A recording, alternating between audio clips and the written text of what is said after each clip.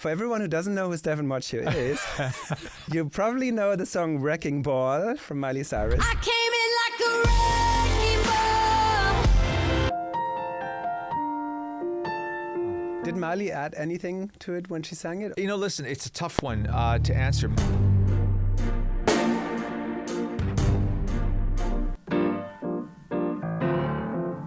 I would love to hear the story of Earned It. And we hadn't yet written Earned It, but I had that, and I just played it for them, and, you know, lo and behold, they just said, go finish that song.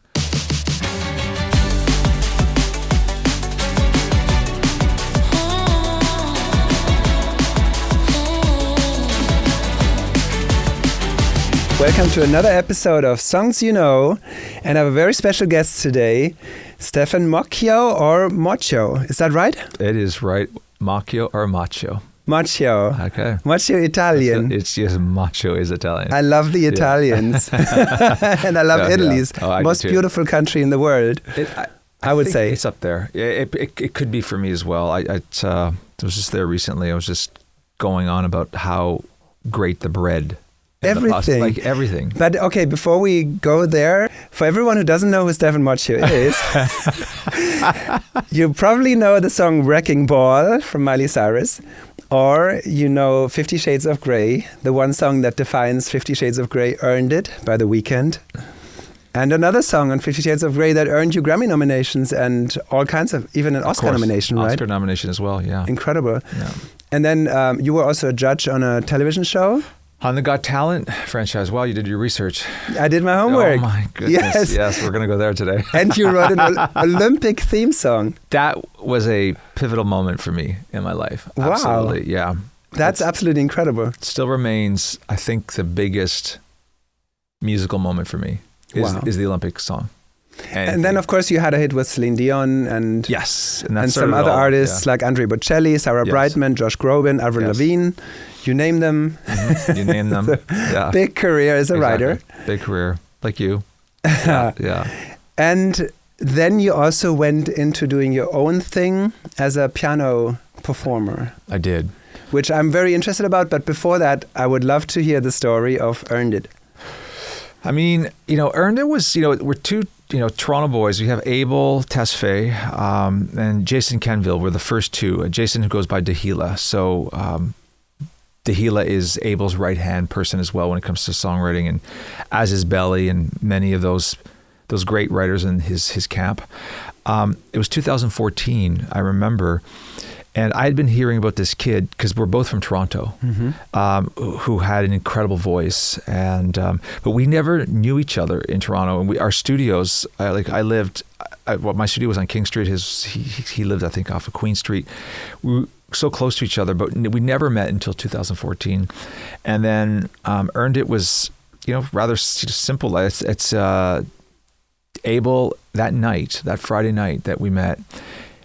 Abel and Jason came in, and we were just bouncing around ideas, and they finally pulled out like the germ of this idea. And I literally went, am I allowed to play the piano? Yes, please. I went to the piano, and I just started doing that. And it's wild because that's just my language, my diction at the piano. And it was Abel and Jason who said, that's amazing.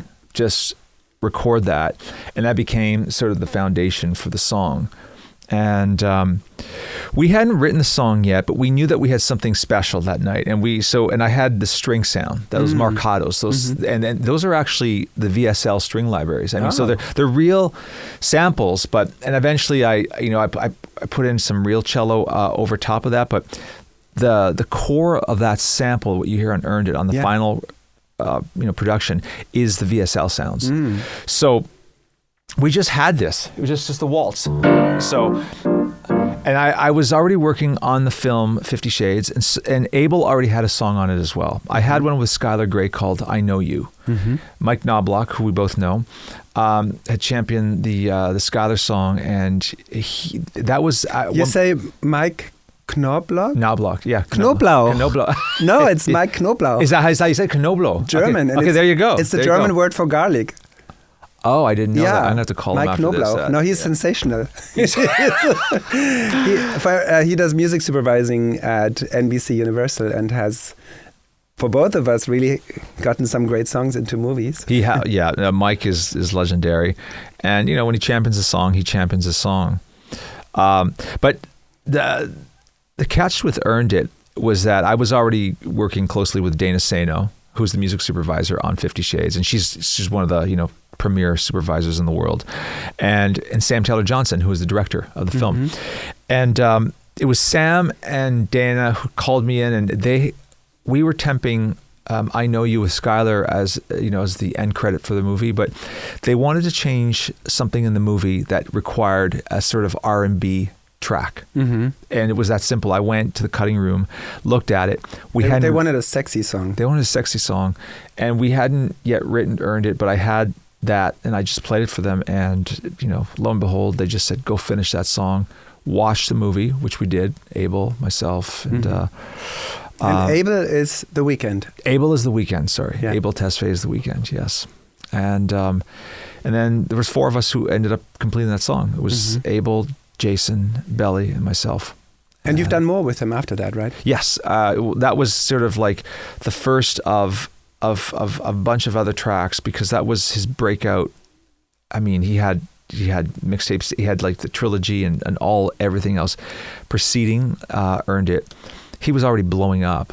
But I guess his first album on the other side with the label with Universal and Republic was Beauty Behind the Madness. So it was a privilege for me to be one of the writers and producers, along with his team and Max Martin's camp and stuff like that, in that whole experience. And then I wrote some more songs with him, and the rest is history. Yeah, wow. And look at him now. It's like one of probably the biggest artists at the moment, right? Yeah, absolutely. And I think we all knew it then. I mean, we saw it. We saw the formation. Everything was just, the ground was fertile for him. He's doing all the right things and making the right decisions as well with his team. So amazing. Yeah. And then Wrecking Ball, how did that start? It was actually Wrecking Ball that probably got me in the room with Abel as well. I mean, it just, that Wrecking Ball had happened, but Wrecking Ball was, Sasha, myself, and Mozella, and Sasha Scarbeck, sorry, and Maureen McDonald, aka Mozella, and I know Mozella well as well. Yeah, we did the Madonna stuff together. Yeah, exactly. She's great. She is amazing, and she's a bleeding heart. And the skinny with Wrecking Ball was that we didn't know each other. We walked into a Suzuki studio one afternoon in Los Angeles and met, and within minutes, Mo was supposed to get married around that week, and she did the courageous thing, and she had the courage to sort of call the wedding off. And whoa. Yeah. So she came to the session extremely fragile, and I always say that she was sort of the key to the frailty. Why get almost all the way to the wedding and then call it off? I think we sometimes we just realize we're in toxic relationships that are not serving us well, and sometimes we, as I've certainly been a people pleaser myself, and even in business relationships that I don't want to be in, that I stay in for far too long. I think with Mo, she just again had the awareness and the self-awareness to sort of say to herself, if she stays in this relationship, she's not going to be happy. Wow. And it was, I would call her a very courageous person, and so those are the perfect ingredients for a song, especially a song like Wrecking Ball, and so Sasha is also a great piano player. All the melodies were flying; they were.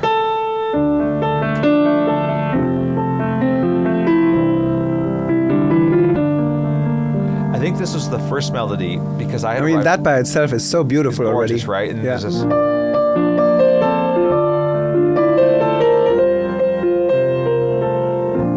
Yeah.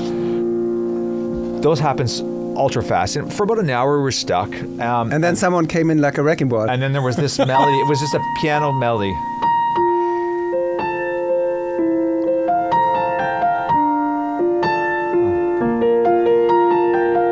I remember a good part of the song. Wreck Me. That was Mo and Sasha, and they, Mo wanted to do something really modern. I never got it. I was like, I didn't like that part in the beginning, but it ended up becoming such a colossal hook of the song as well. The Wreck Me. And did Miley add anything to it when she sang it, or was it? Listen, it's a tough one to answer. Miley's artistry and her delivery, her vocal performance definitely sold that song, and she drove it home. She was going through her own stuff, as we know publicly, in her own public breakup. But if you listen to the demo, it's almost verbatim. It's Mozella and me. It's me at the piano, Mozella singing. So from the completion of the song until she heard it, what happened? It was easy. It was Mozella who said to Sasha and I, says, I think I'm going to be seeing Miley in a couple weekends or something. Do you mind if I play the song? And we're like, absolutely, go for it. So quickly, because sometimes it takes years. Absolutely. From there to there. And you'd have to ask Mozella for the exact story, but the story goes that I think she didn't end up seeing her, but she called her, and she knew that Miley on Sundays is typically chilling and taking a day off and just a little more receptive. And she just texted her the demo, and Miley instantly fell in love with it. And I think she asked Luke to produce it, and they kept our piano beds as the entire guiding track. Nothing of the arrangement changed of that song. Every bar, every chord remain the same. So you also worked with Andre Bocelli, and you also worked with Matteo Bocelli, right? I love the entire Bocelli family. How was that experience? I mean, I had the privilege of going up there and living in the sort of Bocelli compound area. I got called to produce their Christmas album in, I would say, record time. Like a couple of years ago, I got a call from Decca, and I had just met Andrea and Matteo, and it all clicked. Just, I don't know, maybe it's the Italian thing, the wine thing. You speak Italian? I understand Parli italiano? Comprando poco poco. Yes, poco poco. But I mean, I am part Italian, but they are such a musical family, and my roots are rooted in these ginormous melodies, right? So it's just, I was asked to produce their Christmas album. And are you also able to orchestrate and write scores and all of that? I do all that stuff. That one, because I had to do it in record time, I would just kind of send notes over to an incredible orchestra as well. His name is John Metcalf. He's worked with Peter Gabriel, Coldplay, and done some of the in Max Richter. And we did the album at Abbey Roads. But I mean, like, again, 11 weeks, we had to do 12 or 13 tracks, mix, master, record choirs, orchestra with the LSO. Wow. But that, all that to say, I was very focused. Ate so well with the Bocellis. And Matteo showed me a video of how they harvest the olives, and then they put them into this one machine, and then it grinds it, and then in that video is one flow from the olive tree to the pasta.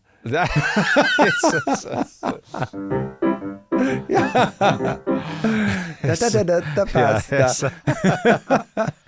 All right, now let's talk about the Olympics. I mean, that's a bucket list dream for every rider to ever do a song for the Olympics. It is. I mean, the skinny is like when David Foster did the 1988 games, and David Foster is, a legend, and from Canada. He happens to be a pianist as well. And oftentimes, not to compare myself to the great David Foster, but because I'm a Canadian producer and writer and a pianist myself, and I've been highly influenced by his, Chicago, Earth, Wind and Fire days, all the great records, and his solo work. It's unbelievable. Well. I just went to the Hollywood Bowl to see his 75th anniversary. Oh, you did? That was a great show, right? And just the rundown of hit after hit after hit, and it just never ends. It's unbelievable. Like the whole history of 3-4 decades, he's had all the number ones. It's insane. Massive. Yeah. And beautifully, beautifully written songs. So I was very young when David did the 88 games. Yeah. And I promised myself when the games come back to Canada, whenever that will be, I'll be the guy, or at least I'm going to go hard and try to write the Olympic theme. And I tell this to your audience, believing in yourself, as cliche as it is, when you've got the goods and you've got something inside you that's got to get out, you run towards that goal as fast as you can. And with the Olympics, We got the bid. I don't know the exact year, but my daughter was just born at the time. So, well, it would have been around 2005, 2006. Canada won it, I believe, over Russia. And I remember I was so thrilled when they announced that Vancouver was going to get the Olympic Games. And I had sung into my dictaphone in my head, da da da da da da da da da. That was the Olympic. I said, idea for the Vancouver 2010 Games. Okay, so and then I went to the piano. I went.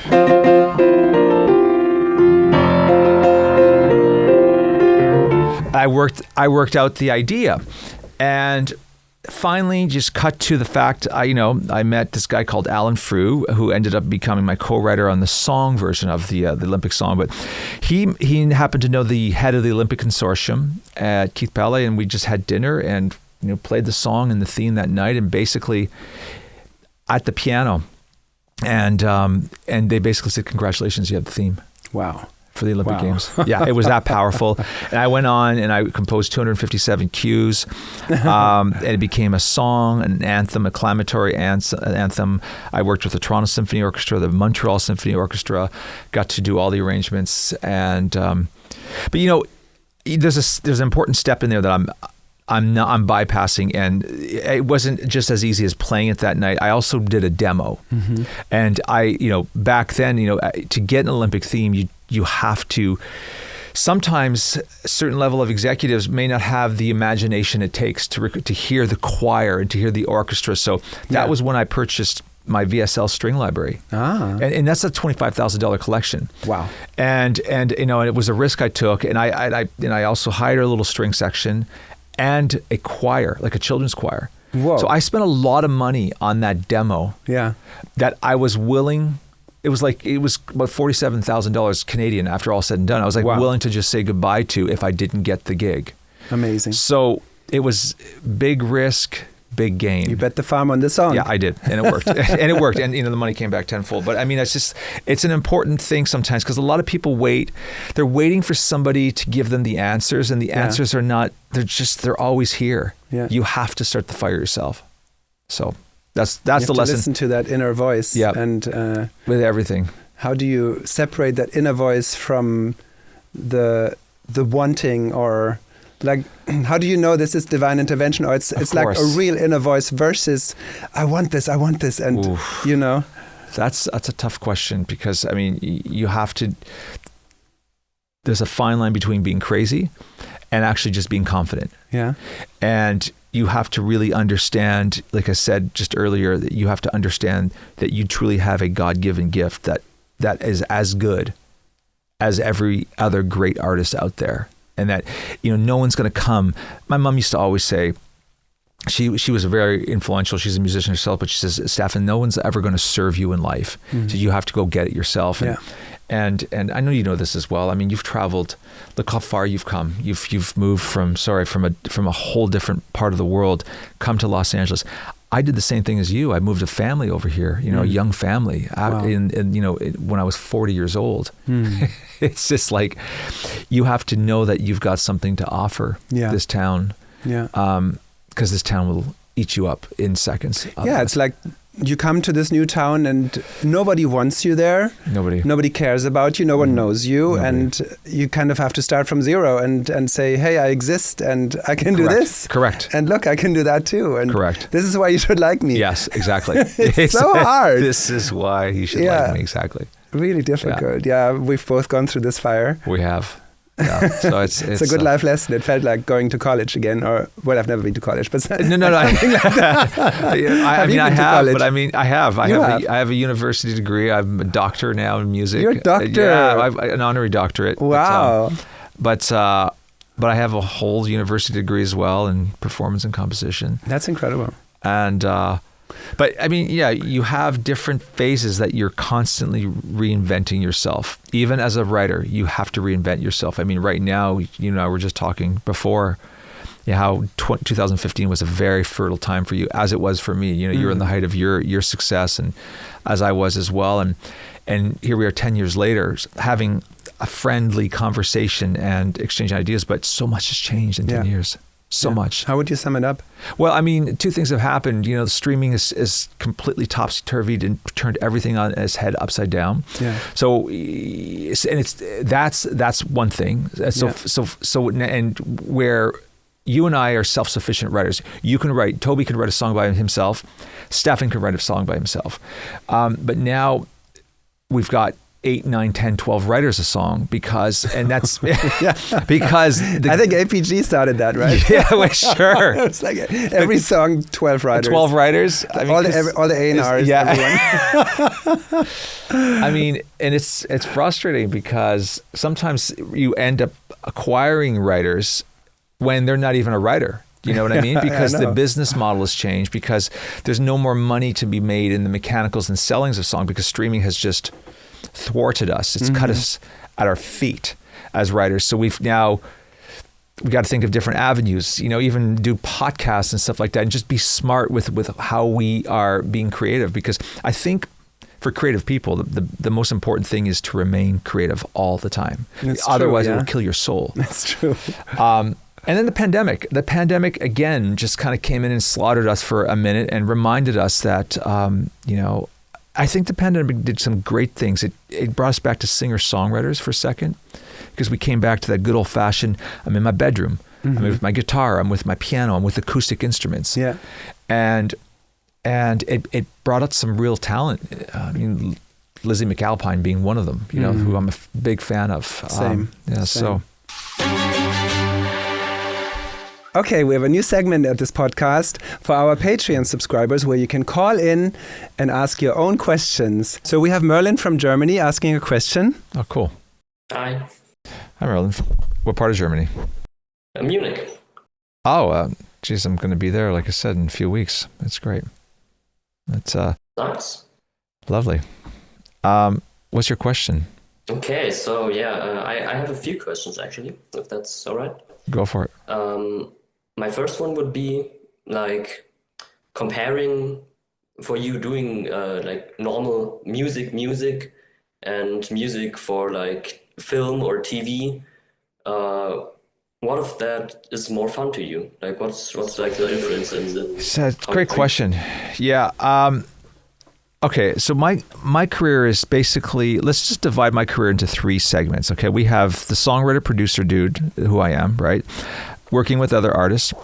Then I do film and television work, which a lot of people don't know, but even in Canada, I do things like the hockey theme, the news theme, and that's a lot of fun as well. And then I have my solo piano instrumental work. The one that brings me the most joy and satisfaction to my soul, of course, is my own artistry, the solo piano instrumental work. Okay, so and I find it's necessary for me to have that, to balance sometimes the ludicrous insanity of this music business sometimes, because it is not a just industry. It's not for the faint of heart. And you come into this industry because you're passionate, you love music, love music, but more times than not, you're going to be treated unfairly. And that's the reality of it, even in songwriting. So now listen, when you are part of co-writing a colossal hit, let's use Wrecking Ball, for example, or Earned It, it's addictive. It's exciting to be on top of the world for a moment, because that's what it is. It's just a brief moment, but that moment is so much fun. But what people don't see is there's 99% just so much sweat and bleeding and getting kicked just to get to those moments. The film and television stuff is interesting because you are also in service of somebody else, but it's at least you know your music's going to get out there. So you're being hired to compose a theme for television, but it's not necessarily as sexy, if you will, for lack of better words, to write as a carpenter. So meaning like you are always servicing the director or the visual that's on screen. And that could be fun. That could be a challenge. But after a while, sometimes you start to sort of lose your artistic soul. But here's the secret that a lot of people don't know is that film and television music can generate a lot of money. So when you get a theme that plays, say for me, a sports theme, for example, that plays 25 times a day, that can give you the freedom and the ability to just fund a proper studio so that you can do the sexier stuff for pop music and take those risks. Or for me, even take the risks and do piano music, which worked out really, really well. So anyhow, great question. I hope I answered it. Yeah, you answered it perfectly. You actually also answered my second question. Which was, I was just Would curious. have been, yeah, because I actually took a look at your solo piano music. Right. Very cool, very like relaxing and stuff. Yeah. Thank you. And my question was like, is that like an outlet from your work as a producer and composer and songwriter for more commercial stuff? So It is. I mean, I just sit down and have conversations with the piano. I find it very therapeutic, right? So if anything, it's very cathartic. It gets my emotions out, my frustrations, and it's the most honest music that I do because I'm not overthinking it. You know, and what's really beautiful, because I consider myself a musician's musician, like a real musician, I'm not recording to a click track either. So there's this constant like rubato. There's, you know, when you have a conversation with human beings, we don't talk, you know, if we were to talk like pop music does, like to a click, I would talk to you like that today. We don't. We ebb and flow, right? So I'm talking to you right now, Merlin, and going, oh, that's amazing. Or that's really amazing. It's really fast. And that's what's really great about being off grid for a minute. For me, it's really I've done the big pop productions where everything has to be such a science. Every vocal has to be so clean. Every breath, just the right breath has to be removed. And it becomes so clinical sometimes that I lose sight of the humanity. Music for me is about making the blood boil before anything else. It has been for over 1,000 years. So it's just like, for me, coming back to solo piano music is just a reprieve and a breath of fresh air. So, great question. That, yeah, I love that for you. Thank you. Right. So my last question actually circles back to like the more pop side of your career. Right. Because The Weeknd, you've worked with him a couple of times. Yes. For example, for Earned It. At the point at which you've worked with him, he was like already, I'd say, gaining popularity. Yes. But did you expect him to become like the absolute superstar that he is today? Like most listened to artist on Spotify a lot of times. Like, it's funny, you just answered a question. Toby and I touched on that in this podcast earlier today, which is really cool. Yes, with Abel, his name is Abel Tesfaye.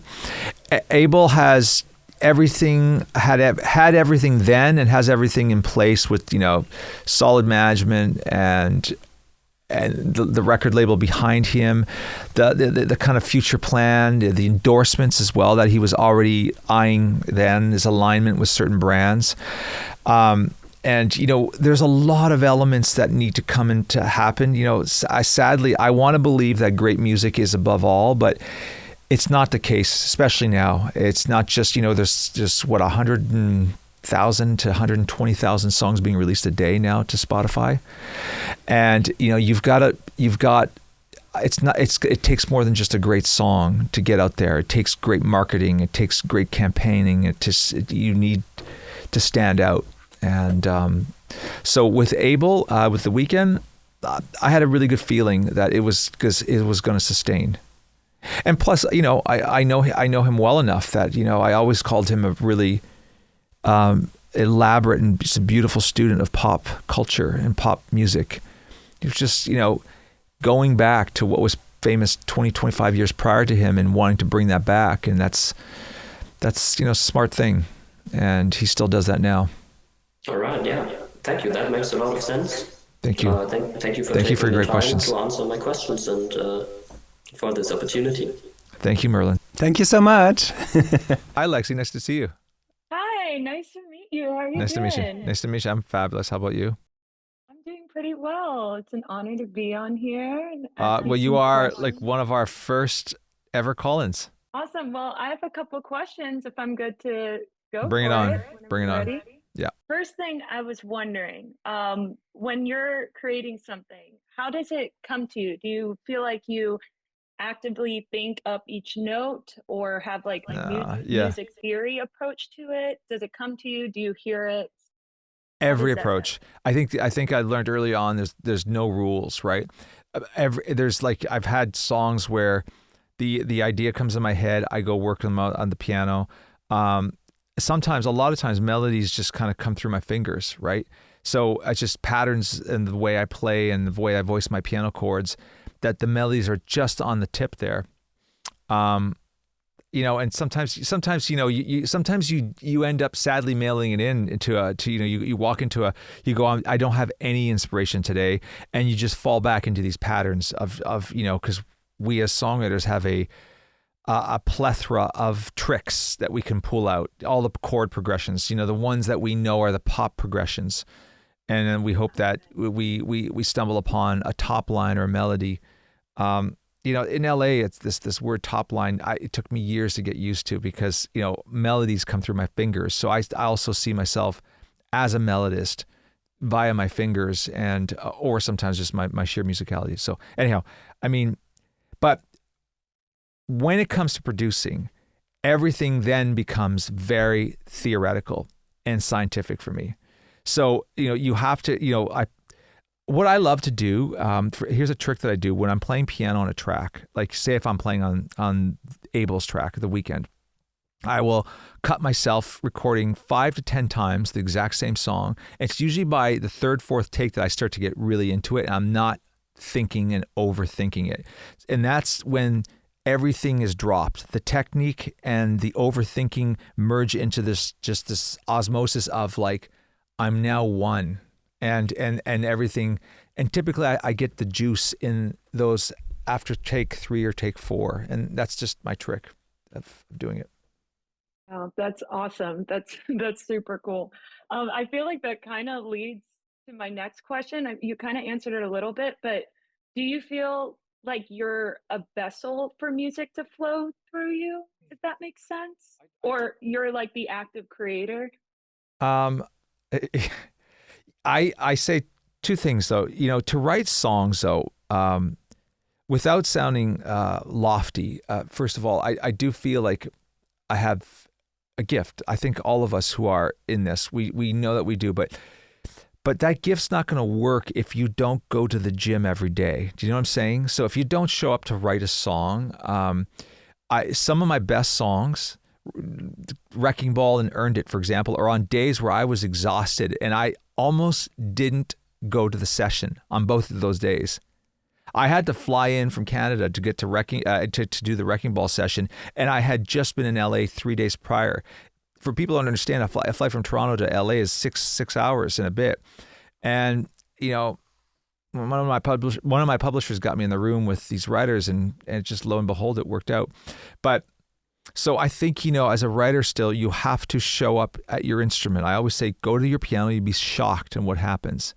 Because when you may think that you're uninspired and you've got no music in you, but literally just the act, it's like going to the gym. You never are upset that you worked out after a workout, right? It's the same thing with music. You're never upset that you went to that session because you just wrote a beautiful song. But you wouldn't have written it if you didn't show up. So showing up, as basic as that is so paramount. Wow, that's super inspiring. Thank you so much. Thank you, Lexi. Thank you. Great questions. So you're a dad as well? I'm a dad. Yeah? And how many kids? 2. How old are they? Girl, boy. Daughter is 19 and son is going to be 14 soon. Proud dad. Are they taking after you? My daughter is she's studying at one of the big art schools of the world. She's to be a photographer. She's also very musical as well, and she's picked up the guitar lately and like so fast. Mm-hmm. And then my son, also very musical, but he's committed to being a basketball player. He's a drummer right now. Cool. Incredible sense of rhythm. He's had it his entire life as early as like 2 years old. But but Oscar, he's I don't know. We'll see. It's too young to.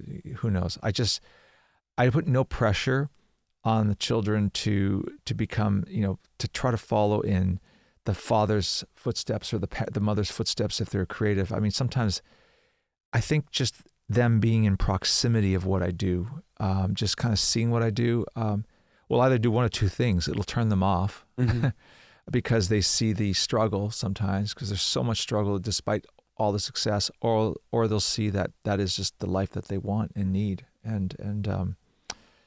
But it's, it's working out to be the latter right now. Like my daughter is very, very creative, and almost to the point where doesn't know what to do with her creativity. I mean, she says she's illustrator, she's painter, she just does everything, but photography she's leaning into. So let's go back to your early days. How did you get started with music?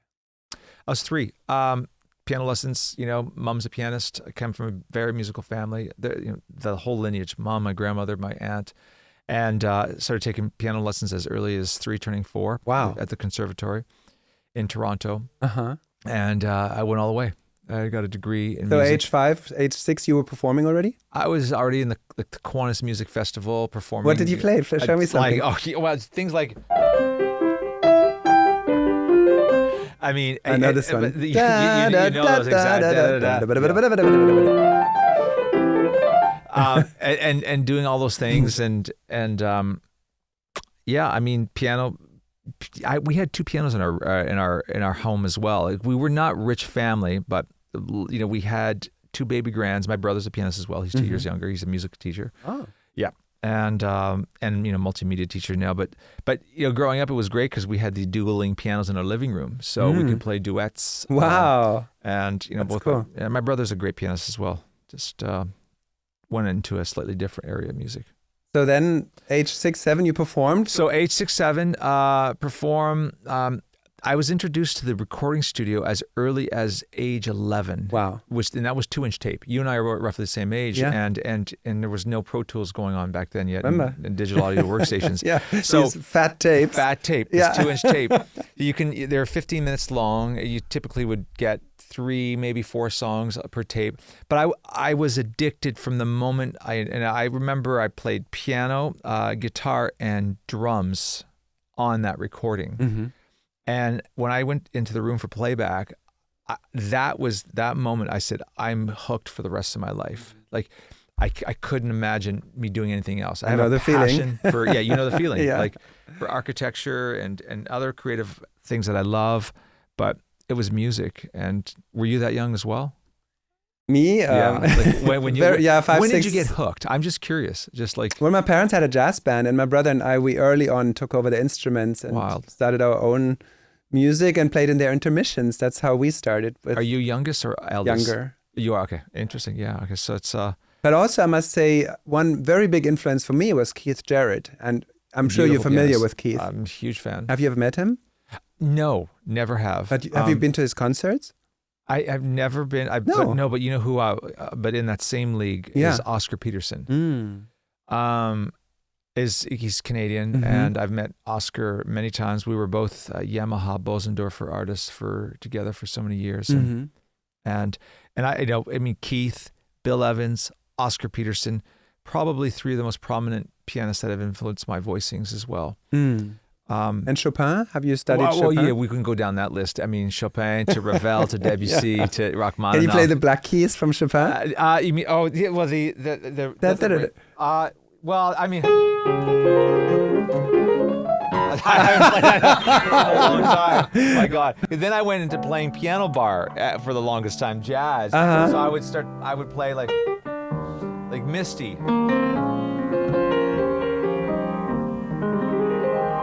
And those years, I just skipped some stuff, but I went from the studio to being hooked to going to music school, but making a living as a jazz piano player at the Four Seasons and some of the big, jazz bars. Like La La Land. La La Land, yeah. I mean, that was a great score as well. Yeah, that whole thing. Incredible. It's like, but for almost 3 years, I played piano 6 days a week, from basically 5 to midnight. And I learned the American songbook. Wow. It was incredible. So it's and I think that bled also into my songwriting. And then you had this incredible pop songwriting career, and now you're coming back. Or when did you decide you're fully embracing your piano career as a performer again. And you had a massive hit on Spotify with just piano music with a theme called Fracture. 120 million views. It's incredible for just piano music. It is. And as I was saying earlier, what's beautiful about that is I'm the sole writer of that. You know what I'm saying? Like, for example, like, you know, Wrecking Ball, there's Sasha Mo and I, and that's still pretty contained, but, you know, we've got other people on that song as well. But I'm just saying, with piano music, it's 100% me. Mm-hmm. And so you can have a pop song with 4 writers for 1 billion streams, or you can have a piano hit like I've had with Fracture, which is actually close to 250 million now with all the other platforms as well, with Amazon and Apple Music, and you know, so we're over 200 million on that globally. So it's like having a pop hit of 1 billion and being a quarter of the song. Yeah, and that's what's really cool about it. That is cool. Yeah.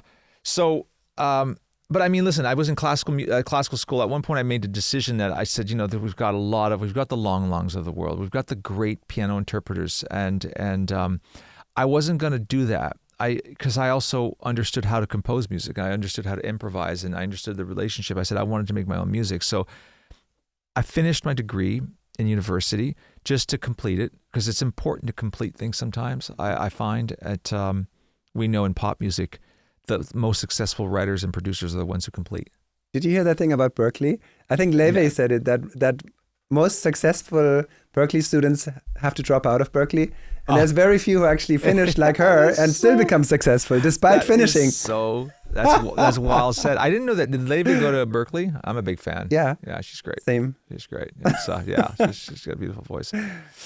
But I mean, you know, and then immediately got signed to Sony Music after graduating from school. And as Sony Music Canada, and then Sony Music Canada led me to, I was doing a dual life. I was studying with the Toronto Symphony Orchestra with Jukka-Pekka Sarasti. I was getting into the rehearsal rooms with my Beethoven scores, my Vaughan Williams, just because I'm an orchestrator myself. And I was a staff producer for Sony Music Canada. And then finally, one thing led to another. I was doing some television themes to sustain the bills, themes to talk shows and stuff like that on a network called CTV. Yeah. And Celine happened. A New Day Has Come. And that was exciting. Big one. And that's when Celine was still selling 15 to 20 million units an album. Yeah. So it didn't even, I mean, you could be on an album of that magnitude and not have a hit or single. As if you were 50% of a song on an album that sold 20 million, you still did well. Mm-hmm. But I had 2 versions of the same song on the album, which was amazing. I co-wrote that with Aldo Nova, and that was the beginning to it all for me in terms of becoming a global, international writer. So today, you're on tour. I am touring the world as a piano solo artist. Yes, and you're mostly playing your piano music, or are you also like? What's your repertoire like?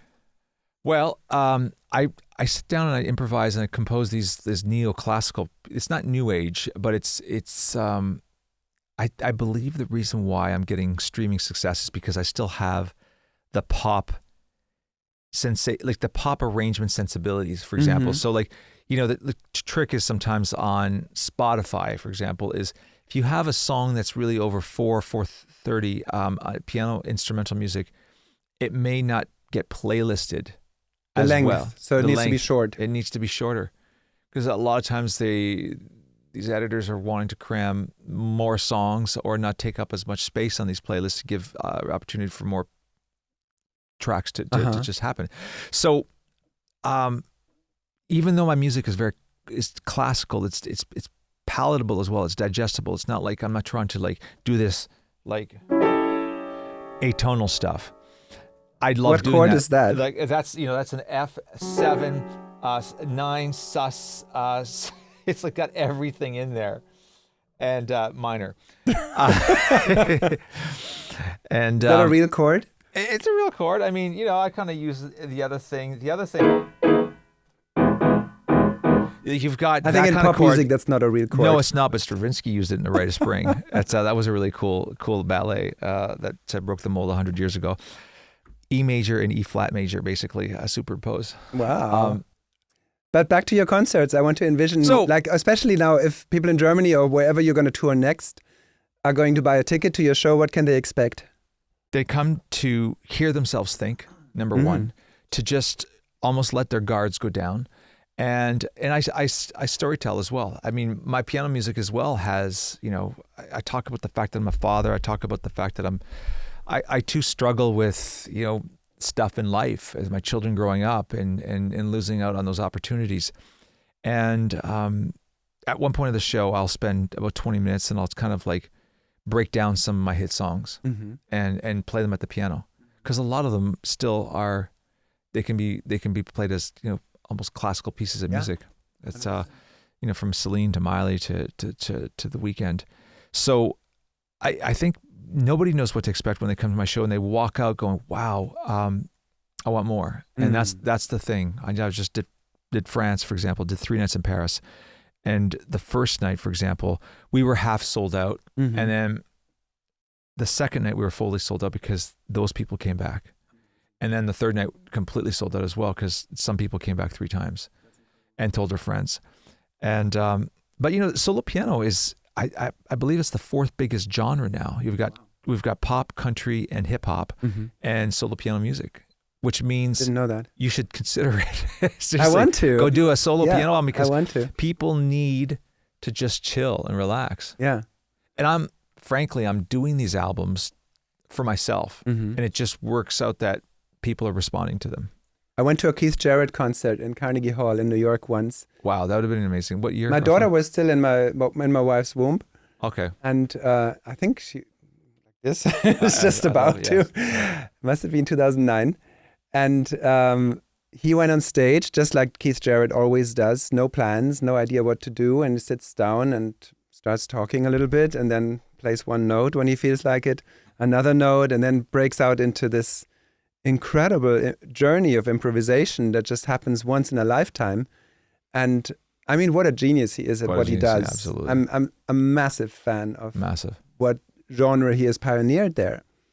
And the Cologne concerts alone, I mean, that's the one record I've probably listened most to in my life. For people who may not understand, but that whole album is one big improvisation. Yeah. And it's extraordinary what kind of came through. So I've heard, I don't know if that's true, but I heard that Chopin at the time was known more for sitting down and improvising, and then he would also add some of his compositions, which is all we know now. But well said. That's exactly how I see my concerts, because even though, my albums are, I don't know what the ratio is. There are some pieces on my piano albums that are fully composed. Like I'm like, okay, here's A, B, A, B, C, A, B, like section. Then there's other ones that I've done as well. There's a piece called Sea Change. Go listen to it. It was one take. It was an improvisation. Can you play a little bit? Yeah. Yes. It's like.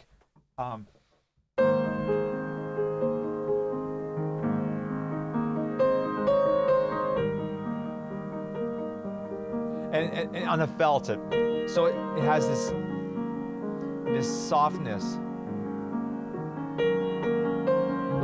So that piece was an improvisation, 2 minutes and 52 seconds long, and it has gone on to stream also over 100 million times. Wow. Can you also play a little bit of Fracture? Yep.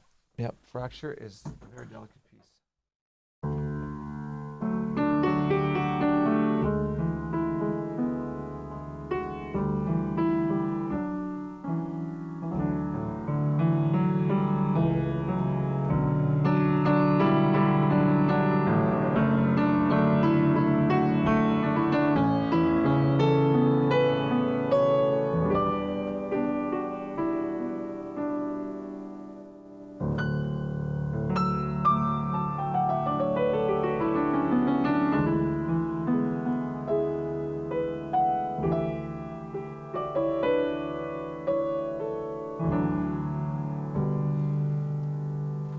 You can just close your eyes and you get transformed into. I thought I was in Borneo in the rainforest.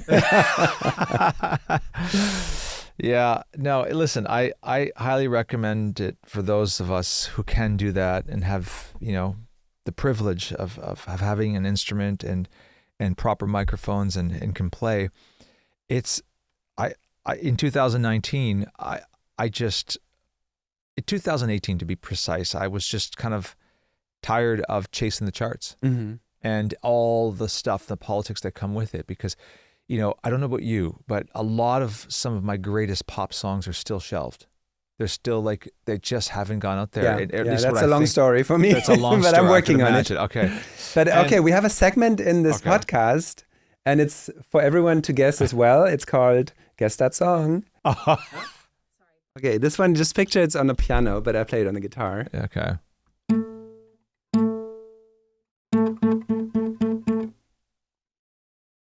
Oh my God. At first I thought you were going to do, well, it's not that song, but Say Something. I give you one more note, you will know it. Okay.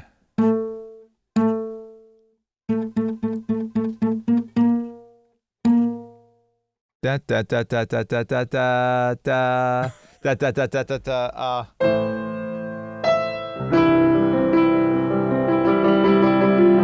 Yes. Something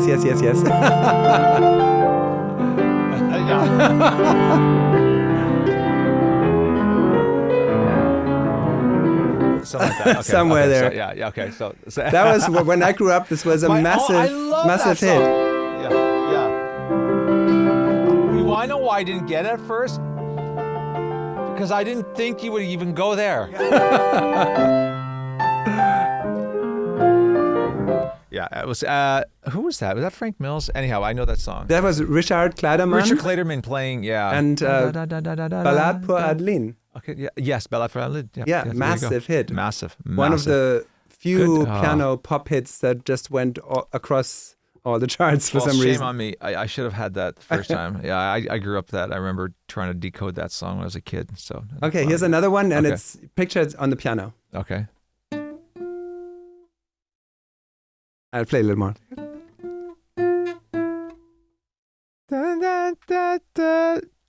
I don't know.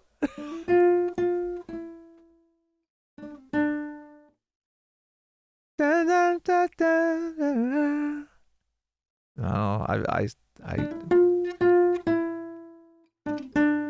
Oh my God! Oh yes. Okay, yes. Yeah. Yeah.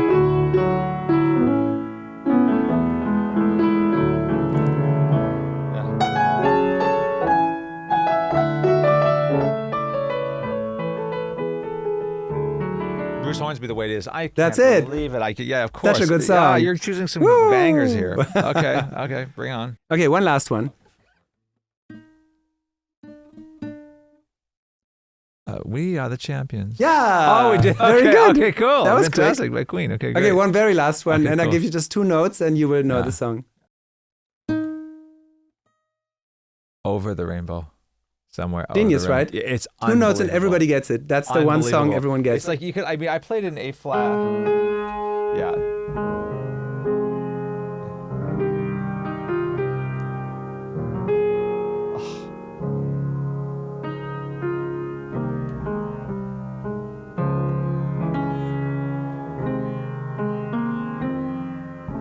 Aha.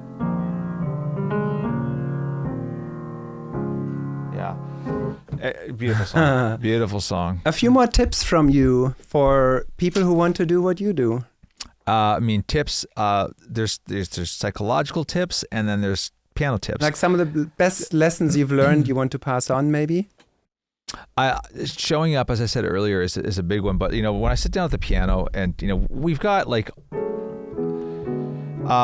my biggest strength as a piano player is I can play anything in any key on demand, right? So I've really kind of like spent time over the years understanding progressions, because that's helped me as a producer. Mm-hmm. So if I'm sitting there, for example, A New Day Has Come.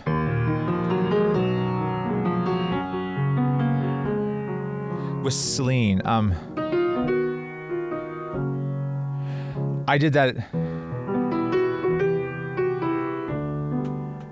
I tried it every key. And then I ended up coming back to E flat minor on it, but I mean, I think learned your instrument well, and just get some of the basic progressions. because if you're not necessarily a melody writer, at least if you get, there's a handful of classic.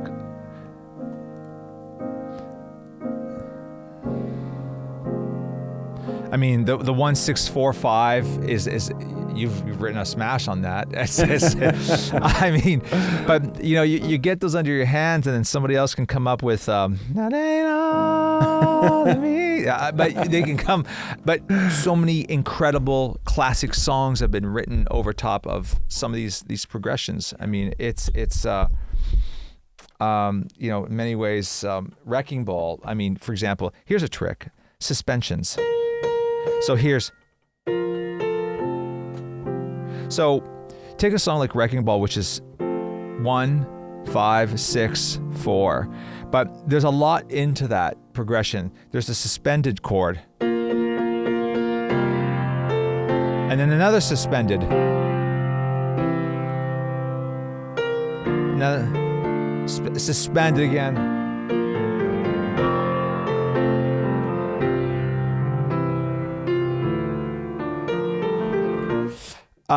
For me, the pepper, the secret sauce in music is in the voicings. And it's really and sometimes what great other collaborators will latch onto and pull incredible melodies Not from. even so much the chords. Like, we know the chords that America resonates to. We do. And to use these chords, but then voice them in the way that Correct. people haven't heard them yet, that's the magic, I think. It really is. It's Would you also say that improvisation is key to composition? 100%.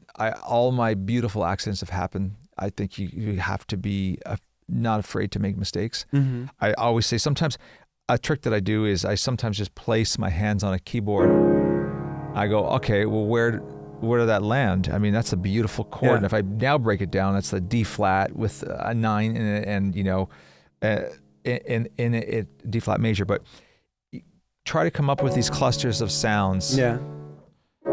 And that's sometimes part of the journey. I mean, you could say that true improvisation is forgetting everything you've ever known and going somewhere you've never been. Beautifully said. That's beautifully said. You should write a book just based on that. Yes, and that's what you try to do with improvisation. I think that's why I spend hours trying to do it. I just try to even sit down at the piano so many days a week, just to kind of like clear my own stuff. So what is happiness to you? I've only started to really come together now. It's the formation of a lot of trifectas. It's like it's fatherhood, it's family, it's relationships, it's people, and happiness, and knowing that I've successfully have moved millions of people with my art. But I was committed to that, and I risked a lot for that. So, if you're lucky and you're a blessed person, you make good decisions. Sometimes they're really tough ones in life, and the ability to say no is so critical as well, right? It's like that in great songwriting and good art. It's what you don't. Mozella before the wedding. Yeah, like Mozella before the wedding. She just saved herself probably 30, 40 years of grief. It's so true. And a lot of money. Amazing. Yeah. Do you have a happy place? My happy place is in my heart and soul. Like, because I travel so much now. Yeah. There's parts in the world that make me feel really alive, like Italy, France. What's one of the most embarrassing moments of your career? Oh, geez. I can't think of an embarrassing one, but I've had a couple times when I've showed up to a venue and the piano was substandard. So, for example, there was a piano song called Red, and it's an F sharp minor. Mm-hmm. And because the F sharp would stick and it was so to tune, oh, no. I had to transpose everything live. Wow. So, in F minor, and I had to stay away from that. It's F sharp. humidity that makes the keys stick. Something, but I couldn't just stop and blame. I would have come across like a little Devo, Pissy, yeah. and just complaining about a stuck note. So okay, I'm gonna give you one-word prompts, and you can elaborate on it. Okay. So spirituality, is music, is art, is life. authenticity. it's what I'm doing right now. Finally, in this last 6 years, I'm just claiming my own voice with solo piano music. Self-love. The ability to say no. Failing. So important, critical. Mm-hmm. When is enough enough? You learn how to put stop. It's like it's like ending a painting. It's like ending a piece of music. You know when you've exhausted every possibility. Mm-hmm. You know, I'm a kind of guy, sadly, I've learned how to stop that, but I had to try every permutation, every idea, only to come back oftentimes to the first idea. Isn't that crazy? Also in my life, so many times, the very first time you try something, you intuitively hit it right. Wow. And then you start thinking about it and, but I could do this, I could do that. Maybe try exhaust all options before we settle on number one. Why? I don't know. Why do we do that? Yeah. Crazy. It's because our brains can, right? And the digital age doesn't help us now. Yeah, imagine the shortcut if we would just do everything once and it's perfect. Well, our iPhones allow us to take as many photographs as we want now. Yeah. Digital audio music allows us to take as many vocal takes. I think it's the age of imperfections because people are fed up with AI-generated perfection. And it's coming back to, we want to see people live, interact, humanity. We want to see real things. And I think stages are going to be so important again to connect with humans one-on-one. That's what AI can never do. No, I completely agree. Yeah. It's the art of just, like I said to you earlier, making your blood boil. Good old-fashioned way. Yeah. Great. Well, on that note, Toby, thank you so very much for being my guest on this podcast. It's very insightful. Thank you for doing this podcast for all of us, like for the community of, songwriters and creators and stuff like that. I think we can't talk about things enough and just keep the struggle in a transparent way out there to help others. If you guys like this podcast, please like or subscribe. If you want to give us a review, we'd be super happy about a 5-star review, of course, or recommend it to your friends and spread the word and help the community. We love you. Bye.